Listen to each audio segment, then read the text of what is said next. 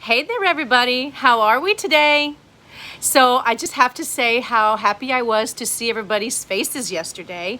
I talked to everybody except one person, and I will hopefully be talking to them tonight. So that was great. I love seeing all your work and showing me how busy you guys have been. That's all good stuff. Keep it up. Moms and dads, just a reminder that if you can get the kids on iReady in the morning, as soon as you get breakfast done and ready to start your day, do that first and get it over with. Because like I said, that is my attendance tracker.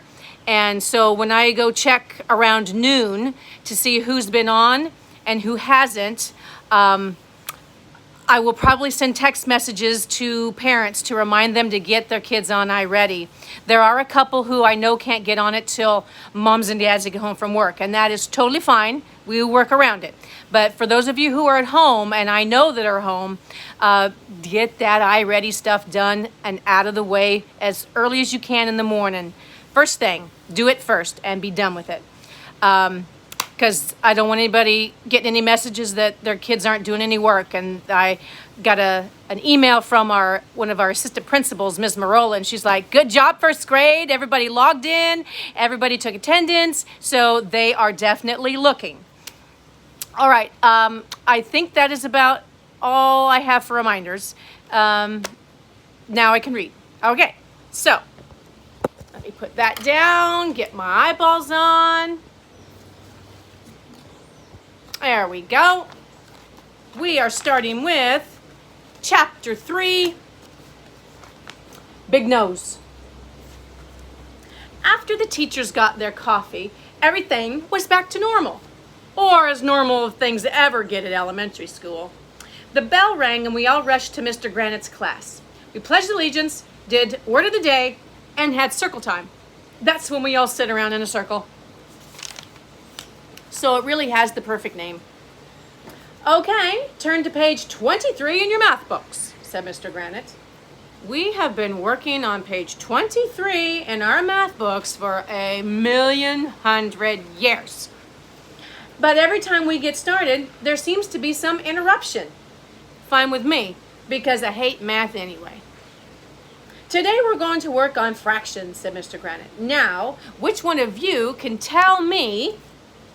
He didn't get the chance to finish because at that very moment, an announcement came over the loudspeaker. Everyone, please report to the all-purpose room for an assembly, said Ms. Patty. Yay, me and the guy shouted. No math. What? Mr. Granite moaned. Nobody told me we were having an assembly. He was mad, but I was happy because we got out of math again. I didn't even mind that we had to walk 1,000,000 miles to the all-purpose room. I got a seat next to Ryan, and Alexia sat on my other side. Andrea and crybaby Emily were in front of us. Mr. Klutz and our vice president, Mrs. Jaffe, got up on the stage. Mrs. Jaffe made a peace sign with her fingers, which means, shut up. First of all, how about a big round of applause for Mr. Harrison? He fixed the coffee machine. Yay! Started Miss Jaffe. Mr. Harrison took a bow, and everybody clapped in a circle and yelled, hip, hip, hooray, until the teachers made another peace sign. Students, I have big news, announced Mr. Klutz.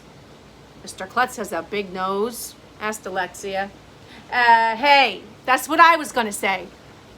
Today is elementary school's 50th birthday, he said. To help us celebrate, some special visitors are coming after lunch.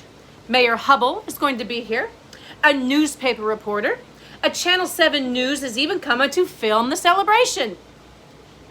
We're going to be on TV? Asked some girl. You betcha, said Miss Jaffe. Ah, we're going to be on TV? All the girls started screaming and freaking out. We're going to be famous. It's going to be like a reality TV show. Girls are so weird. How do I look? Asked Andrea. I need to comb my hair. You look beautiful, said Emily. How do I look? Oh, you look beautiful too, said Andrea. Yeah, you both look ugly, I said. Mr. Klutz made the shut up peace sign again. There will be one other special guest, he said. Elementary. The lady our school is named after. Just like our school is celebrating its birthday, so is Mrs. Mentry. She's 90 years old today, and she's going to celebrate right here with us. Isn't that exciting? There's a reason why I called you all in here this morning, Mr. Klutz continued. Do you kids remember what happened the last time elementary visited our school? Jeez, how could I forget? It seemed like it was just yesterday. Our school had been named the cleanest school in the district, and elementary came to our vomitorium at lunchtime to give us the award. The only problem was I shot some peas and carrots up in the air with my spoon. They stuck to the ceiling for a few minutes and then they landed on Andrea's head. So she dumped a bowl of spaghetti over my head. I pushed a bowl of macaroni and cheese right in her face, and Emily got hit in the head with a giant meatball. The next thing we knew, the whole school was having a huge food fight. And that's when elementary showed up. She didn't give us the award for having the cleanest school in the district, though. But she did dump a big bowl of chocolate pudding right over Mr. Klutz's head. Yes, that was a very embarrassing day, said Mrs. Jaffe. We cannot let that happen again. With the reporter and a camera crew coming, we need to show our school in the best possible light. You're going to shine lights in the school? I asked. Andrea turned around and rolled her eyes at me. That means we need to be on our best behavior, Arlo, she whispered. You should try it sometime. Oh, snap, said Ryan. Mrs. Mentry doesn't like it when things get dirty, Mr. Klutz reminded us. So let's spend the rest of the morning cleaning up the school. I want this place spick and span and then clean as a whistle when she arrives. Whistles aren't clean, I said to Alexia. Yeah, she said, whistles are filled with people's spit, and that's disgusting. Andrea rolled her eyes again at us. Clean as a whistle is an idiom, you idiot, she said. Yeah, well, you're an idiom, I said. Oh, snap, said Ryan. I had no idea what an idiom was, but it was just one letter away from idiot.